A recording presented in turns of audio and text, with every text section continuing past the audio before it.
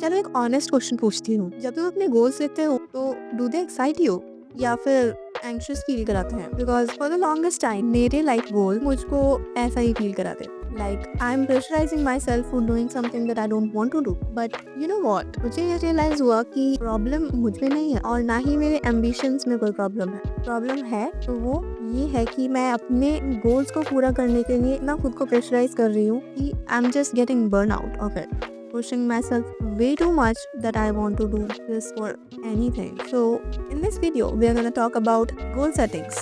No, we are going to talk about one step back from goal setting. We'll be talking about 4 steps that you must keep in mind while goal setting. जब goals लिखते हैं तो बस उसके results के बारे में सोचते हैं, कितना वेट लॉस हो जाएगा, कितना वेट हम गेन करना चाहते हैं, या फिर इस साल कितना कमाना है और किस लेवल तक पहुंचना है। ये आउटकम्स क्लियर दिखते हैं और इसीलिए इतने अच्छे लगते हैं। और प्रॉब्लम इस चीज में नहीं है कि ये अट्रैक्टिव दिखता है, प्रॉब्लम ये है कि ये आउटकम्स है हमारी फ्यूचर में और हम सोच रहे हैं इस वक्त प्रेजेंट में। And when you are constantly thinking about your future, you are doing nothing for your present. भाई अगर तुम सिर्फ अपने फ्यूचर के बारे में ही सोचते रहोगे तो अभी क्या करोगे? Without making any effort for your future self, तो सच बताओ कभी कुछ नहीं रह पाओगे। देखो, मैं ये नहीं कह रही कि तुम बस आउटकम के पीछे मत भागो और बस प्रेजेंट में रहो। जस्ट सेइंग, फोकस उन चीजों पे करो जो आपके कंट्रोल में है। Your present is in your control, not your future. आज आपने क्या काम किया, किस काम को आप प्रायोरिटी दे रहे हो और कितना टाइम वेस्ट कर रहे हो, journal it all. This is the process of reaching that outcome. I know it's boring, but it's just that step that you can take for reaching that outcome and actually be more stable. And listen here, अगर तुम अपने present को priority दोगे, अपने उस process को priority दोगे, obviously that future that you're thinking would gradually come to you. जब मुझे वो जॉब मिल जाएगी, जब मैं ये रूटीन फॉलो करने लग जाऊंगी, etcetera etcetera. We all do say these things to ourselves, right?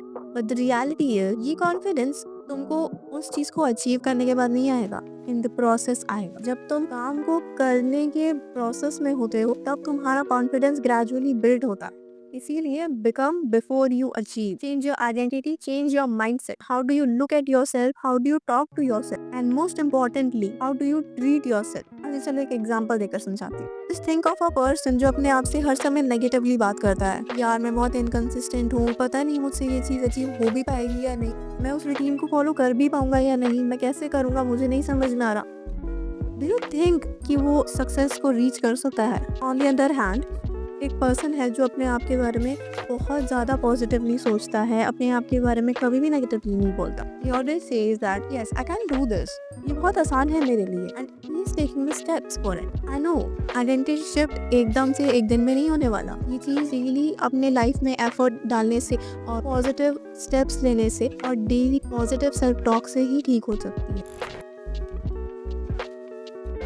अच्छा, हम में से ज़्यादातर लोग जब अपने अंदर चेंज लाना स्टार्ट करते हैं तो अपने आप को इतना ज़्यादा फोर्स कर लेते हैं कि बर्न आउट हो जाता है। Like some people do think कि हम एक हफ्ता पूरी 2 घंटे एक्सरसाइज करेंगे और वो कर भी लेते हैं, but after that 1 week just got burn out of it. वो सोचते हैं कि यार मेरे से तो हो ही नहीं रहा। ऑब्वियसली जब तुम्हारी बॉडी को इतनी आदत है ही नहीं तो हाउ कैन यू थिंक कि तुम इतना ज़्यादा अपने आप को फोर्स कर पाओगे, वो भी एकदम से। एंड इसे कहते हैं इंटेंसिटी स्पाइक। ये इम्प्रेसिव तो होती है but give you zero productivity. ये आपको कुछ दिनों के लिए रेगुलर तो कर देगा बट प्रोडक्टिविटी बिल्कुल नहीं देने वाला। इन शॉर्ट, तुम इस चीज को ऑब्वियसली फॉलो कर लोगे and many would get consistent with it, but 90% of the people would just burn out themselves after 1 week. But when we talk about consistency, it is a straight line. You do work, exercise and eat in balance according to what your body is capable of.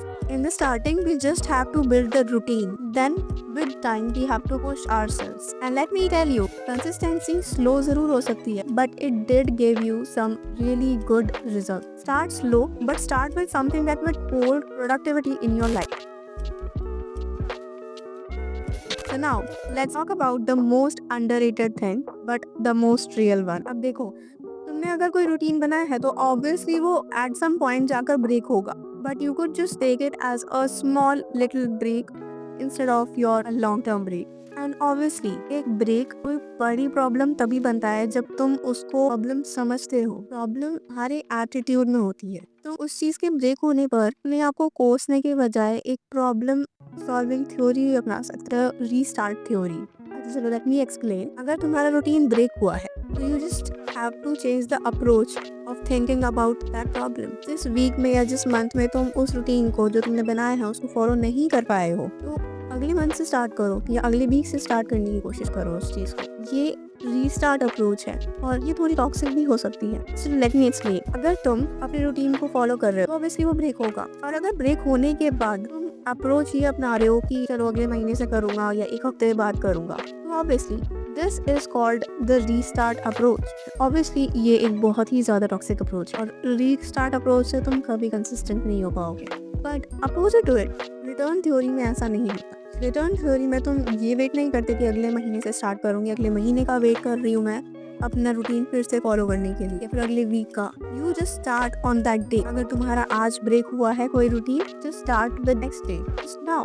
You don't have to wait for a perfect time or a perfect date. Start without thinking. Start without thinking कि ओ ये तो मुझसे break हो गया, मैं बाद में करूँगा। No, now. तो अगर किसी तुम ऐसे अपने पुराने गोल पर फिर से शिफ्ट होने वाले हो या रिटर्न जाने वाले हो, तो some comment in the comment box. Yes, I am returning with.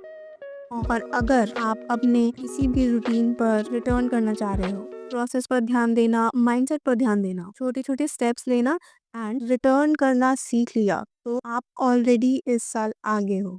ये अप्रोच ऑब्वियसली फास्ट नहीं है, बट दिस इज इफेक्टिव।